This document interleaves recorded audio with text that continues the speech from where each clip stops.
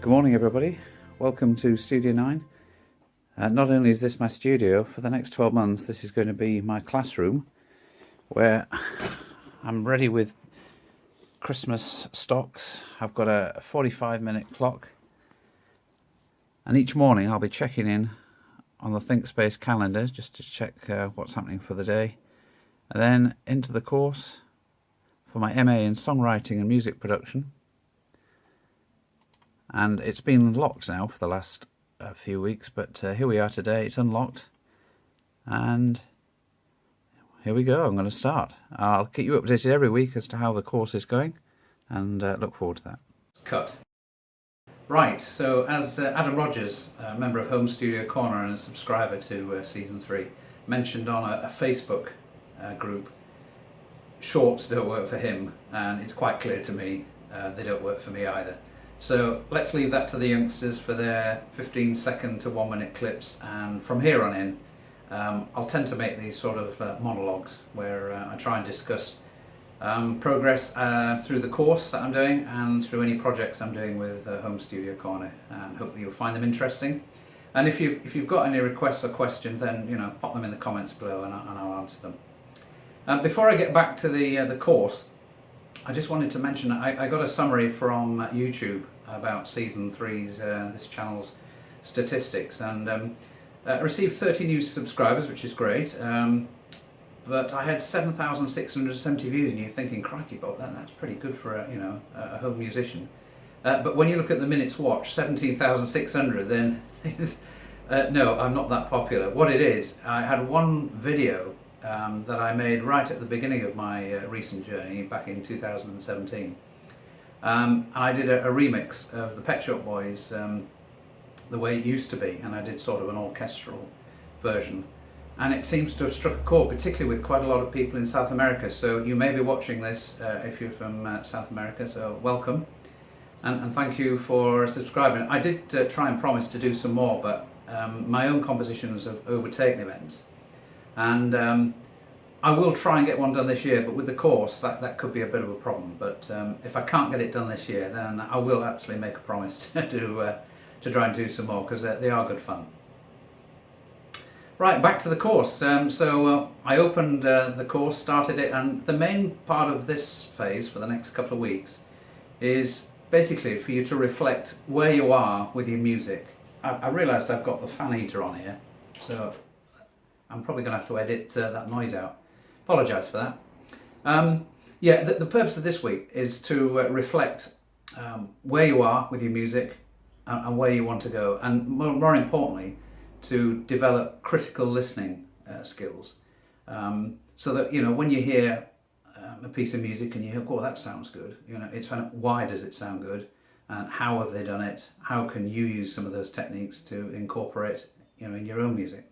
So it's also been a period of reflection, because I was doing that anyway last year, because I wasn't quite sure where my music was going to be going, because up till now I've tended to write in the styles of other artists, my favourite artists, which is great because it helps you analyse how they've written their songs and what have you, but it's not my sound, it's not necessarily what I want to do. And so this has been really good to develop this personal development plan. So I just wanted to quickly go through the 5 goals that I've come up with that I'll be submitting for my first assignment. And the first thing really is to make it contemporary, because as I said, it's tended to be in the style of favourite artists, a lot of them from 10 years or even decades ago.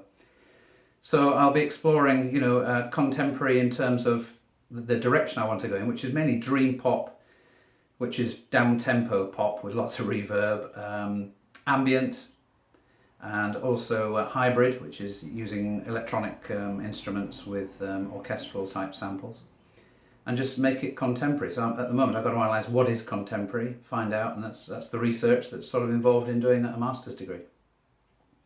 The second is to use more original sounds.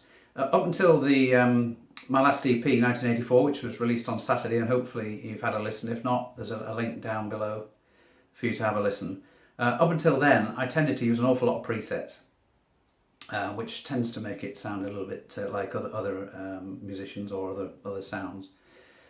But on the last I was more conscious with 1984 to try and do a bit of exploring. So I often would set the synthesizers up to the init, the initialize, and work away. But the area I really want to work on is modulation. I'm not really understand a great deal about modulation in synthesis, and I want to do a lot more audio manipulation. And some of our tutors that we've got on there are singer-songwriters who are doing this for a living, and so I'm going to have these what we call one-to-ones, where I have 30 minutes every week with them talking about and analysing my music, how we can incorporate some of these goals into my music. The third one is that I understand when I'm writing melodies how the melody and the bass line are working together in the harmony, but the inner voices, I tend to just use like a lot of us block pads, and so my music can sound a little bit static. So I want to develop my knowledge and about harmony so that I can make my inner voices sound a lot more interesting, a lot more fluid. Because it's a songwriting and music production course, I'm obviously going to have to write some songs, which I haven't done until this point because I've always left that to Jill because she's a very creative writer. Or Stephanie Jane's album, The One, where she had written the lyrics many, many years ago.